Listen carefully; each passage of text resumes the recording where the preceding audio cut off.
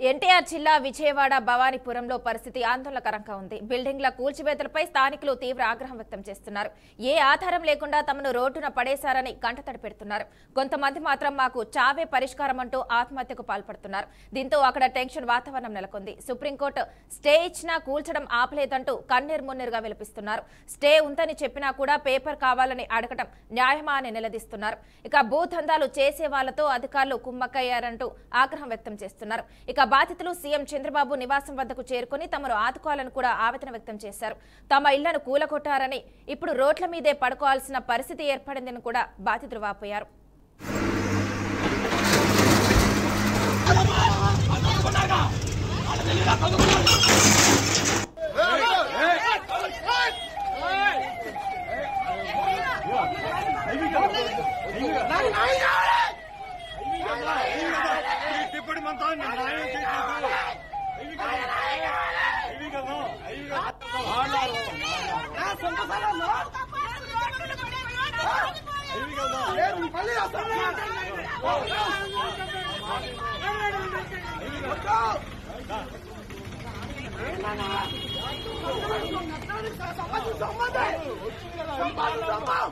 సంవత్సరాలు మా నాన్న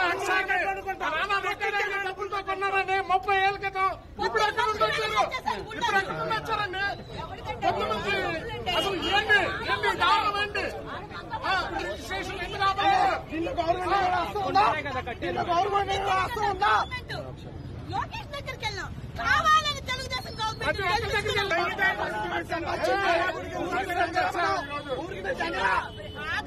ఏంటన్నా ఏం చేస్తారు? మా అయితే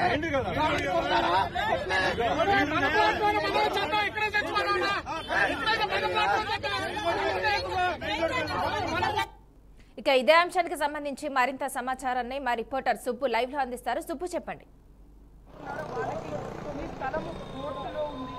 ఓకే మానస, అయితే నిన్న భవానీపురంలో ఈ నివాసాలు పడగొట్టిన మనం ఆ సంఘటన ప్రదేశంలో ఉన్నాం. ప్రస్తుతం బాధితురాలు మనతో పాటు ఉన్నారు. ఆవిడ అడిగి మరిన్ని వివరాలు తెచ్చుకుందాం. అసలు ఏం జరిగిందమ్మా?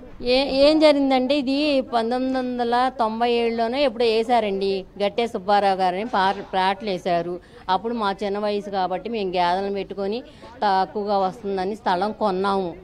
కొంటే అది ఇప్పుడు మా పిల్లలకి పెద్దోళ్ళు అయిపోయారు. 2010 కాడి నుంచి పెద్దమ్మాయి పెళ్లి చేసాము. ఆ కట్నం సగం ఇచ్చి ఫ్లాటు, ఆ అబ్బాయి ఇల్లు కట్టుకున్నాడు, చక్కగా ఇచ్చేశాడు. ఆ ఫ్లాట్ ఇది చూసి మా చిన్నమ్మాయి ఇంజనీర్ చదివింది, అమెరికా ఇచ్చాము. ఆ అమ్మాయి ఈ ఫ్లాట్లు ఇష్యూ వచ్చి నాకు ఇట్ట పడేస్తున్నారని తెలిసి ఆ అమ్మాయిని 3 ఆడపిల్లలకు అందే. ఆ పిల్లను వదిలేసేసి ఆ అబ్బాయి మా అమ్మాయిని మా ఇంట్లో వదిలేసేసి ఏదో వంక పెట్టుకుని వదిలేసి వెళ్ళిపోయాడు. ఇప్పుడు నేను ఆ పిల్లల్ని నేను పెట్టుకుని ఎలా ఉండాలి? ఇప్పుడు పడగొట్టింది ఎవరమ్మా?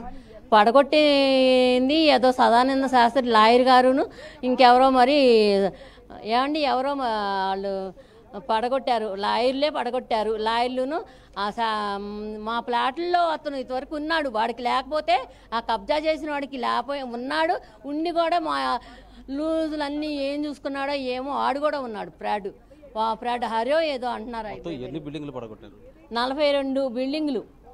ఆ 42లో అందరూ ఉంచుకోలేక సగం అమ్ముకున్నారు. 180 గజాల బిల్డింగుల్ని సగం అనుకుంటే 180 మంది తేలారు. వాళ్ళల్లో కొంతమంది ఇప్పుడు నేను ఉన్నాను, 2 పిల్లలకి ఇచ్చుకున్నాను కదా, అట్లాగే సగం అమ్ముకుని సగం డాబా కొట్టారు. నేను అక్కడికి మా అబ్బాయి 3వ నెంబర్ ప్లాటే ఆ కట్టింది డాబాను ఉంచండి అంటే నువ్వు కూడా పడుకుని నేను కూడా పడేస్తా అన్నాడు. ఇప్పుడు పోలీసు వాళ్ళు నిన్న వ్యవహరించిన తీరు ఎలా ఉంది?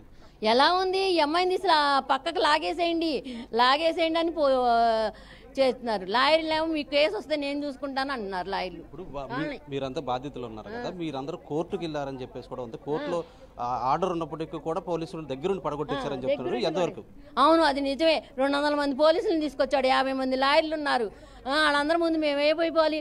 నేను గట్టిగా అరుస్తుంటే నన్ను చేతులు పట్టుకుని బయటికి ఇడిచారు. లాయర్ వచ్చి ఏమంటున్నాడు, ఈ అమ్మాయిని తీసుకెళ్ళి మూసేయండి, జైల్లో పెట్టి ఏదన్నా వస్తే ఇష్యూ నేను చూసుకుంటాను అన్నాడు. అంటే ఆ పెద్దోళ్ళు ఆడవాళ్ళు అమ్మ నువ్వు పడిపోతే ఏమైపోతావు, వాళ్ళు బాగానే ఉంటారు, నువ్వు ఉండలేవు జైల్లో అని నన్ను పక్కకు లాగారు ఆడ పోలీసులు. నన్ను మాత్రం నేను ఎన్ని బాధలు పడాలండి. ఇదిగో తాడు అమ్ముకున్నాను, నాకు గొలుసులు ఉండేవి, అవన్నీ గాజులు ఉండేవి, నల్లబొసల గొలుసు అన్నీ అమ్ముకుని కోర్టులకి సుప్రీంకోర్టు దాకా వెళ్ళిపోయింది. మాకు వచ్చేస్తుంది ఆర్డర్, ఇంకో గంట ఆగమంటే వాడు 5 నుంచే మొదలెట్టాడండి. మొత్తం కూడా వ్యూహాత్మకంగా జరిగింది. ఏదో ఒక సొసైటీ పేరు చెప్పి ఆ సొసైటీ ఈ పేద మధ్యతరగతి ప్రజలందరూ కూడబెట్టి కట్టుకున్న ఇళ్ళని నిర్దాక్షిణ్యంగా పడగొట్టేశారని చెప్పేసి కూడా ఇక్కడ బాధితులు ఆందోళన వ్యక్తం చేస్తున్నారు. అయితే బాధితుల తరఫున కొంతమంది రాజకీయ పార్టీ నాయకులు కూడా ఇక్కడికి వచ్చి వాళ్ళకి సపోర్ట్గా నుంచుంటున్న పరిస్థితి అయితే కూడా కనబడతా ఉంది. అయితే ఎంత జరిగినప్పటికీ సామాన్యులు కష్టపడి కట్టుకున్న ఇళ్ళన్నీ కూడా ఒక్కసారి ధ్వంసం అయిపోయేపాటికి వాళ్ళందరూ కూడా ఆవేదన వ్యక్తం చేస్తున్నారు. దీనిపైన న్యాయ పోరాటం చేసి ఇంకా రానున్న రోజుల్లో ఇంకా ముందుకెళ్తామని చెప్పేసి కూడా వీళ్ళు స్పష్టం చేస్తున్న పరిస్థితి అయితే నెలకొని ఉంటుంది. ఇక్కడ ఉన్న పరిస్థితి.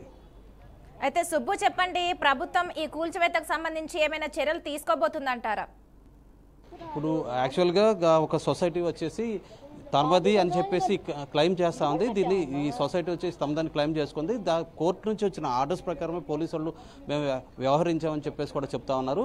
అయితే కోర్టు నుంచి ఏం జరిగింది అనే దాని మీద కూడా ఇప్పుడు అధికారులు దృష్టి సారిస్తున్నారు. ఇప్పుడు బాధితులంతా కూడా పోలీస్ స్టేషన్కి వెళ్ళి ఫిర్యాదు చేయాలని చెప్పేసి నిర్ణయించుకున్నారు. ఆ ఫిర్యాదు చేసిన తర్వాత అక్కడి నుంచి కూడా ఏం చేయాలనే దాని మీద కొంచెం నిర్ణయం తీసుకునే అవకాశం అయితే కనిపిస్తూ ఉంది. ఇప్పుడు వీళ్ళంతా కూడా బాధితులంతా కూడా పోలీస్ స్టేషన్కి వెళ్తున్నారు. పోలీస్ స్టేషన్కి వెళ్ళారు.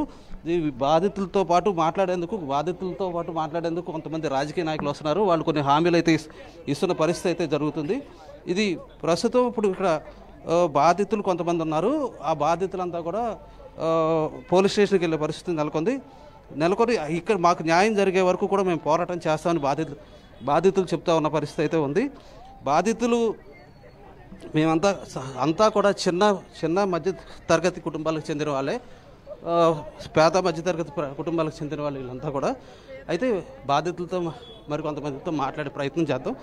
ఇక్కడ చెప్పండి సార్ చెప్పండి సార్, ఏం జరిగింది సార్? ఇది 2001లో కొనుక్కున్న ప్రాపర్టీస్ ఇవి. అబ్దుల్ మజీద్ అనే అతని దగ్గర నుంచి మేము కొనుక్కొని రిజిస్ట్రేషన్లు చేయించుకుని అప్పట్లో నడవడానికి కూడా అవకాశం లేని వాటిని కొంచెం పూడ్చుకుని రోడ్లు వేసుకుని కరెంట్ లైన్లు పెట్టుకుని వాటర్ లైన్లు పెట్టుకుని హౌస్ ట్యాక్స్లు కట్టుకుంటా చిన్న ఇళ్ళు వేసుకుని అలా ఇప్పుడు ఈ షేపు తీసుకొచ్చాం. మేము తర్వాత 2017లో ఈ లక్ష్మీరామ కోఆపరేటివ్ సొసైటీ అనేది ఆదిశేషు అనేవాడు ఎవడో పెట్టాడు. ఈ మజీద్ అనేవాడికి ఎప్పుడు ఒక 5,000-6,000 అడ్వాన్స్ ఇచ్చి 2000 ముందు ఎప్పుడో 80sలో వాడు కొనుక్కోలేకపోతే అది కూడా అన్రిజిస్టర్డ్ అగ్రిమెంట్ ఏదో చిన్న పేపర్ మొక్క మీద పెట్టుకుంటే ఇవాళకి కూడా అది ఏ కోర్టుల్లోనూ చూపించలేదు.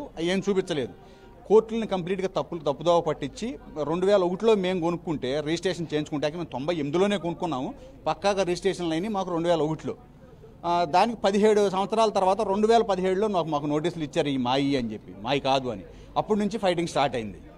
ఆల్రెడీ హైకోర్టులో ఏంటంటే హైకోర్టులను కూడా తప్పుదో పట్టించి కంప్లీట్గా దొంగ కాగితాలు పుట్టించి అసలు వాళ్ళ సీన్లో ఉన్న వాళ్ళు ఎవరికి ఆ లక్ష్మీరామ కోఆపరేటివ్ బిల్డింగ్ సొసైటీ అనే దానికి అసలు ఎటువంటి సంబంధం లేదు. అదొక ఫేక్ సొసైటీ క్రియేట్ చేసి దాన్ని అడ్డం పెట్టుకుని ఇప్పుడు దాకా తీసుకొచ్చారు. కంప్లీట్గా కోర్టులను తప్పుదోవ పట్టుకుంటూ సుప్రీంకోర్టును కూడా తప్పుదోవ పట్టి ఏంటంటే మేము ఇక్కడ ఎంత చిన్న చితక వాళ్ళు డ్రైవర్లు లేకపోతే గ్రైండర్లు రిపేర్లు చేసుకునేవాళ్ళు అలా ఏదో చిన్న చితక పని చేసి మాకు ఈ కోర్టులకు వెళ్తాం ఇన్ని మాకైతే ఏం తెలియదు. ఇక్కడ ఎన్ని భవనాలు నేలమట్టం చేశారు? దగ్గర 16 నుంచి 20 ఇళ్ళు పడేశారండి. 20 ఇళ్ళు పడేశారు. దాంట్లో దగ్గర 40 కుటుంబాలు రోడ్డును పడిపోయారు. వాళ్ళ ఒక్కొక్క ఇంట్లో దీనిపైన ఇప్పుడు మీకు ఆల్రెడీ నోటీసులు వచ్చినప్పుడు మీరు స్పందించలేదా? కోర్టుకు మీరు వెళ్ళలేదా? చేస్తున్నామండి. మేము ఇచ్చినవి మా తప్పుదోవ పట్టించి మమ్మల్ని కోర్టులను తప్పుదోవ పట్టించి మా లాయర్లని వాళ్ళు కొనేసి మేము లాయర్ని పెడుతున్నాము. మేము ఎంతో ఫీజులు ఇచ్చుకుంటూ వస్తున్నాము పోగు చేసి. ఎందుకంటే ఇక్కడ ఒక 20,000 పోగు చేయాలంటే చాలా కష్టం. ఒక లాయర్కి ఇవ్వడానికి ఒక 20,000 అందరి మీద పోగు చేయాలంటే ఒక వారం రోజులు టైం పడుతుంది. వాళ్ళు ఏంటంటే వాళ్ళకి ఊరికనే వచ్చింది కదా, మేము రూపాయి పోగు పెట్టి కొనుక్కున్న స్థలాలు కష్టపడి కొనుక్కోవాలి. వాళ్ళు ఊరినే వచ్చిన దానికోసం డబ్బులు వెదజల్లేసి మా లాయర్లను కొని అలా చేసుకుని ఇక్కడ దాకా తీసుకొచ్చారు. మేము సుప్రీంకోర్టులో వేసాం. సుప్రీంకోర్టులో మాకు నవంబర్ నుంచి డిసెంబర్ 31 వరకు మమ్మల్ని టచ్ చేయొద్దని సుప్రీంకోర్టు ఆదేశాలు ఇచ్చింది. క్లియర్ ఆదేశాలు ఉన్నప్పటికీ ఆ ఇన్స్ట్రక్షన్స్ పోలీసులకు చూపించలేదు. పోలీసులకు చూపించాము, అందరికి చూపించాం. మీకు కూడా కావాలంటే చూపిస్తాం. ప్రింట్ కూడా ఇస్తాం. అది ఎవరు పట్టించుకున్న పరిస్థితి లేదు కదా. ఇప్పుడు మేము వీళ్ళు పేదలని చెప్పి ప్రభుత్వ పెద్దలు ఎవరిదన్నా హస్తం ఉందంటారా? ఇది చేసిందే మహదేవ్ అప్పాజీ అనే ఆయన ఒక కార్పొరేటర్ ఇక్కడ, మహదేవ్ హరి, వీళ్ళిద్దరు అన్నదమ్ములు. వాళ్ళ పనే వాళ్ళ వ్యాపారమే బక్కోడు ఎవడన్నా కనబడితే వాళ్ళ స్థలాలు లాక్కోవటం, దాని మీద కోర్టులో వేయటం, లాక్కోవటం, కబ్జా చేసి కార్పొరేటర్ ఇప్పుడు ఈయన వైసీపీ అంత వాళ్ళు ఏంటంటే ఏ పార్టీ రూలింగ్లో ఉంటే ఆ పార్టీకి వెళ్ళిపోతారు. అంతకుముందు వైసీపీలో ఉన్నారు, ఇప్పుడు వచ్చి జనసేనలోకి వచ్చారు, ఇప్పుడు జనసేనలో ఉన్నారు. వచ్చి ఇప్పుడు వాళ్ళు మొత్తం అందరినీ ఇచ్చేసి నిన్న పోలీసులకు కూడా మేము చెప్పాము, ఏమంటే ఇలా ఉన్నాయి మాకు అని, ఉంటే తర్వాత మేము చూసుకుంటాంలే అని. ఒక లాయర్ అయితే అడ్డగోలుగా మాట్లాడాడు, అతని పేరు వాళ్ళు ఈరోజు కంప్లీట్గా అందరి మీద కూడా కోర్టు ధిక్కారం కేసు అందరి మీద నమోదు చేస్తాము. నిన్న వచ్చిన ప్రతి అధికారి మీద కూడా పేరున ఇవాళ కంటెంట్ కేసు. ఆల్రెడీ నిన్న కూడా స్పెషల్ పర్మిషన్ తీసుకుని సుప్రీంకోర్టులో ఇస్తే జడ్జి గారు ఏమన్నారంటే, ఆల్రెడీ మీకు మేము ప్రొటెక్షన్ ఇచ్చాము December 31 వరకు, మీరు మళ్ళీ ఎందుకు వచ్చారు, మీరు మళ్ళీ సుప్రీంకోర్టు దాకా ఎందుకు వెట్లు ఎక్కారు, మీకు December 31 దాకా ఉందన్నారు. కావాలంటే అరే వీడియో కూడా ఉంది మా దగ్గర, కోర్టు జరిగింది రికార్డెడ్ వీడియో ఉంది, అది కూడా చూపిస్తాను మీకు. మేము ఇచ్చాము, వన్స్ ప్రొటెక్షన్ ఇచ్చాము అంటే ఒకసారి ఇచ్చినట్టే. సో మీరు December 31 వరకు మిమ్మల్ని ఎవరో టచ్ చేయరంటే, లేదండి ఆల్రెడీ డెమాలిషన్ ఎగ్జిక్యూషన్ అయిపోతుంది అక్కడ అంటే, ఫోటోలు చూడండి అని మా లాయర్ గారు అడిగితే, ఏం అవసరం లేదు, మీరు రేపొద్దున ఇప్పుడు కోర్టును ధిక్కరించి ఎవరెవరైతే వాళ్ళ జోలికి వెళ్ళారో వాళ్ళందరి మీద మీరు యాక్షన్ తీసుకోండి అని అన్నారు. ఈరోజు నిన్న పాల్గొన్న ప్రతి ఒక్కళ్ళు, అది పోలీసులు అవ్వచ్చు, లేకపోతే రెవెన్యూ వాళ్ళు అవ్వచ్చు, కరెంట్ డిపార్ట్మెంట్ వాళ్ళు అవ్వచ్చు, కోర్టుకు సంబంధించిన అమీనాలు అవ్వచ్చు, అమీనాలు కూడా నిన్న కోర్టు నుంచి వచ్చిన అమీనా కూడా ఒక రౌడీ బిహేవ్ చేశాడు. కోర్టు కంటెంట్ అయితే మేము చూసుకుంటాం లేవయ్యా, మాకు తెలుసు, వేసుకోండి మీకు చేతనైంది అని చేసిందని, అది కూడా వీడియోలు ఉన్నాయి. ఆ వీడియోలన్నీ ఇప్పుడు సుప్రీంకోర్టుకు సబ్మిట్ చేయబోతున్నాం. సుప్రీంకోర్టు సబ్మిట్ చేసి ఏం చేస్తారనేది, సుప్రీంకోర్టు వారు ఏం చేస్తారనేది ఎదురు చూస్తున్నాం. అయితే ఇది ఇక్కడ ఉన్న పరిస్థితి. మొత్తం ఒక పథకం ప్రకారంగా ఒక సొసైటీని ఏర్పాటు చేసి దాన్ని అడ్డం పెట్టుకుని, ఒక చిన్న కాగితాన్ని అడ్డం పెట్టుకుని ఇదంతా జరిగిందని చెప్పేసి ఇక్కడ బాధితులు అయితే ఆరోపిస్తున్నారు. దీన్ని వదిలే పరిస్థితి లేదు, కోర్టు పెట్టలేకుతాం, కోర్టులో న్యాయం తేల్చుకుంటా ఉన్నారు. కంటెంట్ ఆఫ్ కోర్టు ఉందని చెప్పేసి చెప్తున్నారు. 31 డిసెంబర్ వరకు వీళ్ళు ముట్టుకుంటాక లేదని హైకోర్టు ఆల్రెడీగా ఉత్తర్వులు ఇచ్చినప్పటికీ కోర్టు ఆర్డర్ని కూడా ధిక్కారం చేశారని చెప్పేసి కూడా ఇక్కడ బాధితులు ఆరోపిస్తున్న పరిస్థితి అయితే నెలకొని ఉంది. ఇది ఇక్కడ ఉన్న పరిస్థితి. Okay, thank you Subbu.